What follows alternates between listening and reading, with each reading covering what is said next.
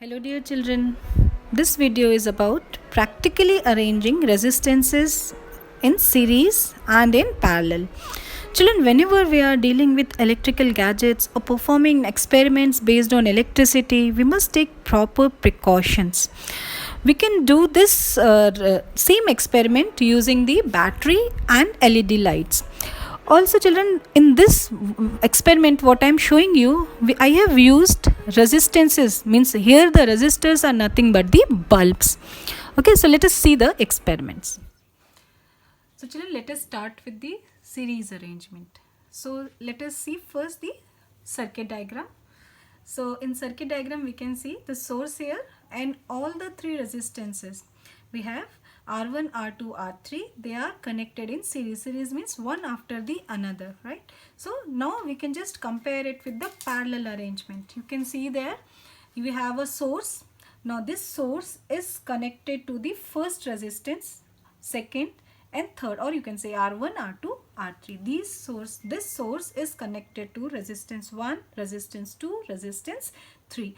So when we connect it in a series arrangement, what will be, how the bulb will light up, we'll just see, and then I'll explain you what is happening here. And then this thing we should compare with the parallel arrangement. So just see to it. So I'll just switch it on. Now look at the intensity of the bulb, the brightness of the bulb.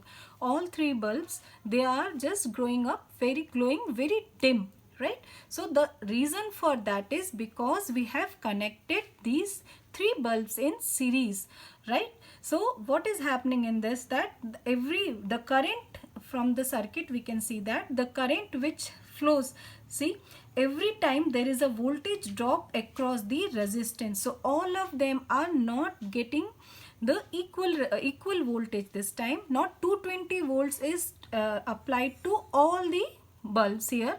So there is the brightness of the bulbs is less in the series arrangement. What will happen if this bulb, suppose it get fused, so, or this bulb it get fused, then what will happen? The flow of current will be obstructed, right? In this case the flow of current will be obstructed, and if this bulb get fused in between, then these two bulbs will not glow up. So that is the main disadvantage of a series arrangement, right? So here we see that current in this arrangement, the current remains the same throughout. Current remains the same, but the voltage is different in the series arrangement. Current is same, voltage is different, and hence the bulbs are glowing dim. And if any of the bulb it get fused, then rest of the circuit will not operate. So let us start with the parallel connection. So first just have a look on the circuit diagram, and then we will see, compare it with the practical. So let us see the diagram here. You can see the source of current, and we have connected three resistances in parallel. So try to understand what is the parallel connection. Parallel connection means R1, R2, R3, you can have any number of resistances. They can be connected in such a way, like you can see that R1, we have direct connected it with the source. Similarly, R2 is connected with the source, and R3 is also connected with the source. So this is how the parallel connection is done. All the resistances, they are connected in parallel. Now just have a look on the practical arrangement of the thing. So here is the same thing, the source for the current, right? And you can see the three wires. You can see the three wires here.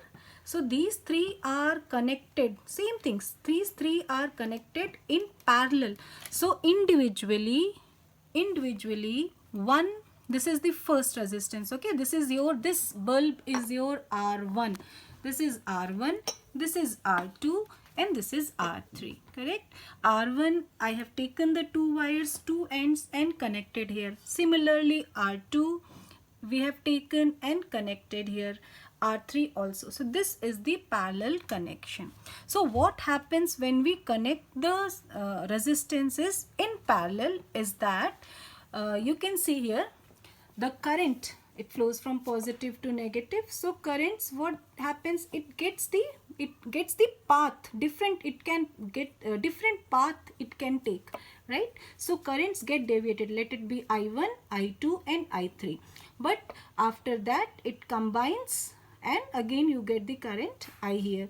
So the current in the parallel connection in all the resistances will be different. So but the same voltage is across all the resistance. So this is the key point of the parallel connection, that across every resistance the voltage is same but the current is different. So let us see what happens when we are switching on the bulb. So see that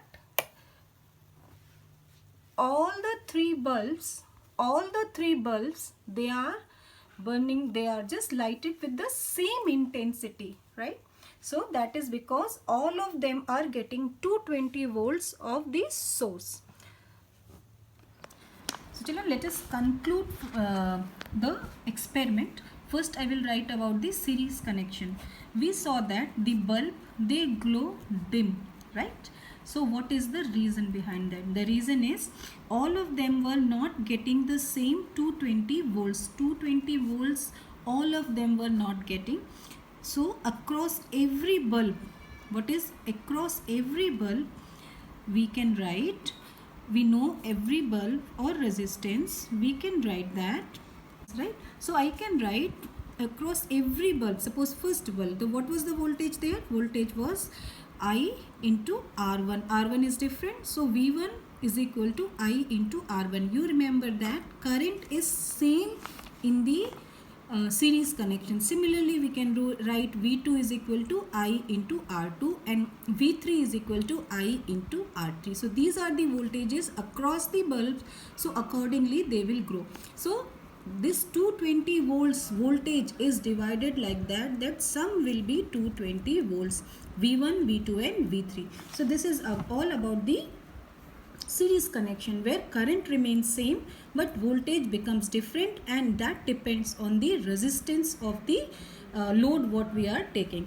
Now when we talk about the parallel connection, so in parallel connection I told you that voltage will remain same because across every resistor is getting the same voltage. So what we can write, we have the same voltage. Next, all the bulb, they glow brightly, right? They were glowing brightly, means all of them were getting the 220 volts. All of them were getting 220 volts. So across every, now how can we write about this? So across every bulb or every resistance, we can write, you know the Ohm's law says V is equal to I into R. So across every resistance, since voltage is same, what is different here?